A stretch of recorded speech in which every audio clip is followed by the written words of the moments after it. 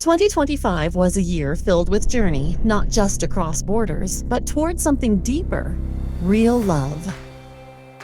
For many single foreign men, this year was about taking that brave step to meet someone who could change their lives forever.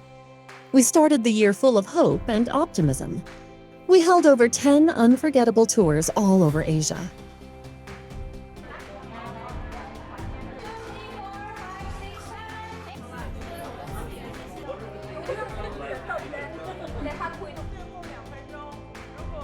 Each tour began with one goal: to bring together foreign men and Asian women who share the same dream of love, family, and connection. From the warm welcomes in Cebu and Davao, Mabuhay! Welcome to Cebu. to the colorful streets of Shenzhen, China, First, I want to thank you guys for all coming and the ladies for joining us today. You know, we always tell the guys, you guys are the few that actually took the step of actually doing this. Out of all the people that write, it's only like between 3 and 5% will ever get on a plane and go. the excitement of Bangkok, Thailand, Welcome to our tour. and our very first unforgettable tour in Tokyo, Japan. 2025 was a year that truly expanded horizons. Throughout the year, our group tours became a celebration of connection. From lively socials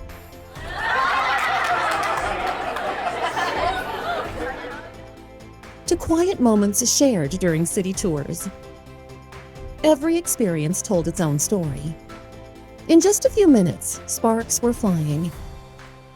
Laughter filled the room, and real chemistry unfolded right before our eyes. These events became one of the highlights of our tours, blending energy, excitement, and the promise of something real. Foreign men had plenty to share about the socials that brought everyone together. Because, you know, the first, what I've learned from the socials is, guys, and you got to remember this, they're social. There's a lot of, you know, the Friday night social and Saturday night social, and there's a lot of that getting together and talking, a lot of excitement, a lot of emotion. But after the social's over is when things really start. I mean, you might go out with a girl, you know, a little bit before Thursday's the social starts, and if you can call ahead and do a couple dates. But after Saturday's over, that's when you really start, depending on how, you know, most of them are 7, 10, or 14 days. That's when you really start dating, and you start narrowing the field down. What you like, what you don't like, and who's really a keeper. When I went to the social, I was like, boom, I was blown away because I seen so many beautiful women, and it was overwhelming in a sense because you only have a little bit of time to get to try to go around all of them. And all of them nice looking, and all of them, you know, got conversation. So it's just something that you need to come over here in the city. Because if you're gonna hit it, it's like hitting the lottery. Your chances go up when you go to them socials. Very much so. Most likely you're gonna find somebody that you want. The incredible Asian women they met, The ladies, especially here in Bangkok, are extremely beautiful, just like Nanya, and many are very kind, caring, compassionate, lovely ladies. They have a good heart, and they are not here to just only look for someone with money, or they have a good heart, and they really want to meet men from the United States and the UK, other parts of Europe, and other parts of the world. The women if they like you, they're gonna let you know. They're not gonna do like some of the women in the United States. They might have like you, but they're gonna give you a little attitude and all this and that. I understand that, but that ain't for me. They're phenomenal. I mean, sitting at those tables, talking to all of those women, they're intelligent, they're beautiful, they're smart, they have a lot to offer. the cultures they experienced, and the countries they explored. It's like a culture shock because I love my country, and I'm not gonna say I do, but there's a lot of things that's changed. When you come over here, when I came over here the first time, it just changed my mind. When I went back home, my mind was gone a different way because not only just the women, the people treat you with so much respect and kindness and sincereness, you know, and that seeps into your heart. and the warmth and professionalism of the matchmakers who guided them along the way. And I just want to say thank you to John Adams and the founders of AFA. I want to say thank you to the administration of AFA. Thank you to the staff in Bangkok. Thank you to the staff all over the world with AFA. I appreciate what you do. You put couples together, you change lives. To me, it's one of the best I've ever seen. They're very helpful. They're very well organized. The thing that caught my eye was the morning meetings where, they actually wanted input from us. They wanted to know how they did, if they did good, if they did bad. I love them. I mean, they're some of my best friends, all the way from your managing director, all the way down to the handlers, good people, good friends. Because my thing is this, they make sure when you land that they're there to meet you, that you have transportation there, and they set up for the tours and everything like that. And they just like people like you and like the rest of them, they're just wonderful people. They look out for you. And that's, when you're in a strange country, that's what you need. You need somebody looking out, watching your back. And I don't have no complaints about them. They're just wonderful people. We also want to say thank you to AFA for giving us this platform where I can manage to find my lifetime partner, Marilyn. Yeah, thank you very much. Yeah, so we really express our heartfelt gratitude to Foreign Affairs and also the staff. Very approachable and very kind to help all the members to get their lifetime partner using their platform. So they really play a big role in our love story. So thank you so much. Above all, they spoke about friendship, the camaraderie, the laughter, and the sense of community that made every tour unforgettable. It became more than a tour, it became a brotherhood, a community of people sharing the same journey toward love.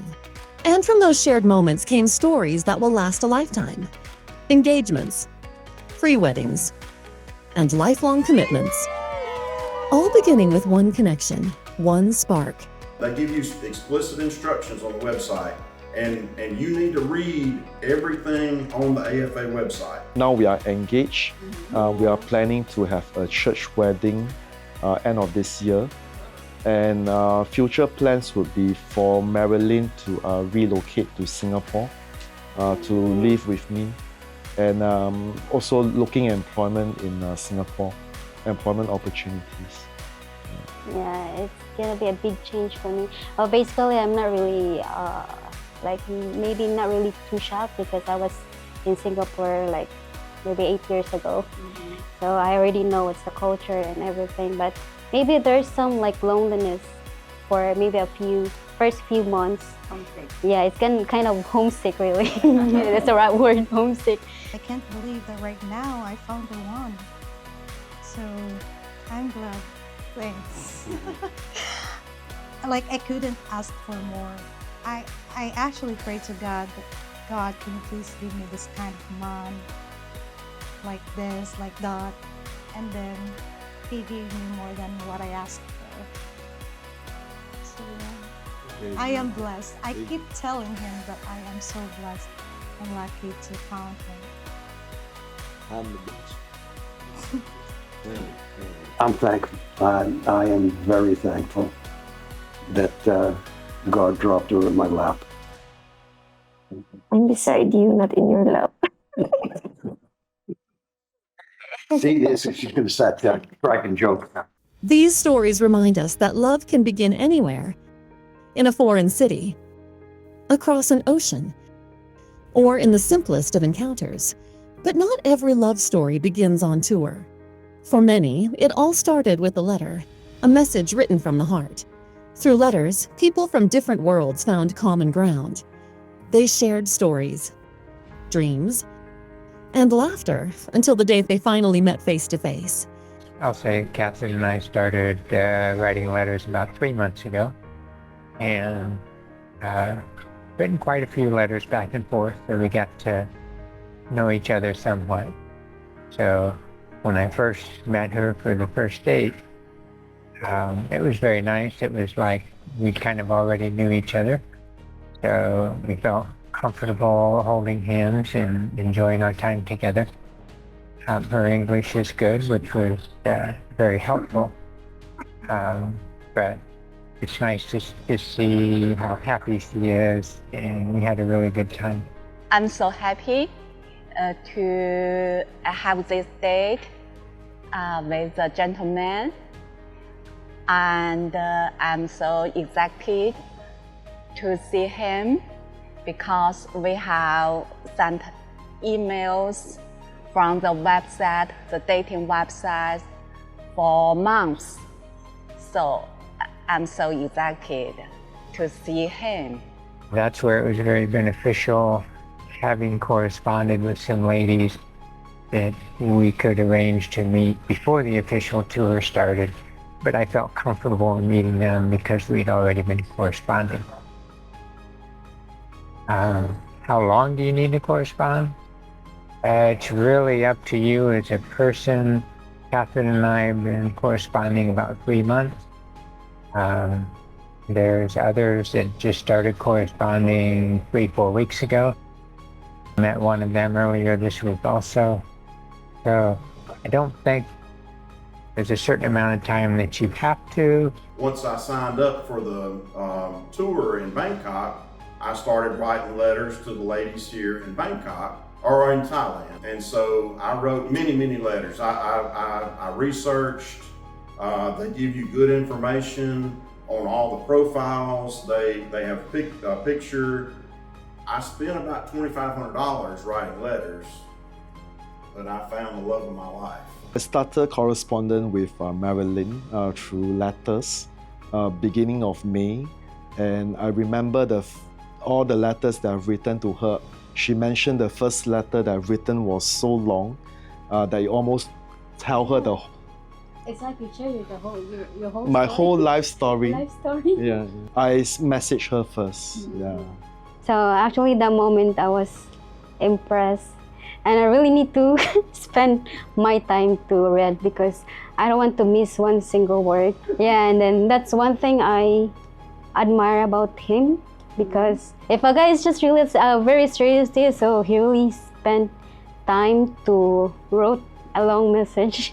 So yeah, so that's why I decided to respond his letter, and it's kind of a long response also, because every sentence that I read during the correspondence letter, I need to make sure that I have a reply.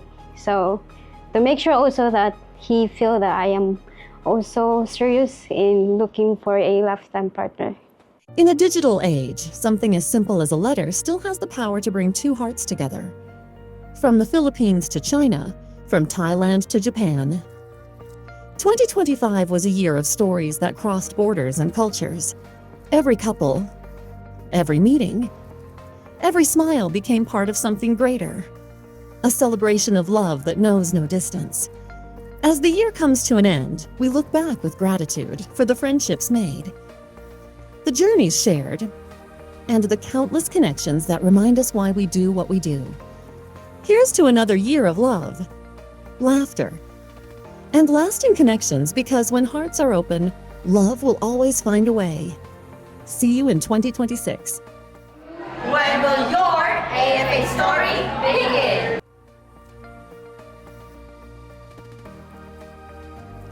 Are you a single man looking for love? Learn more at Asian-women.com.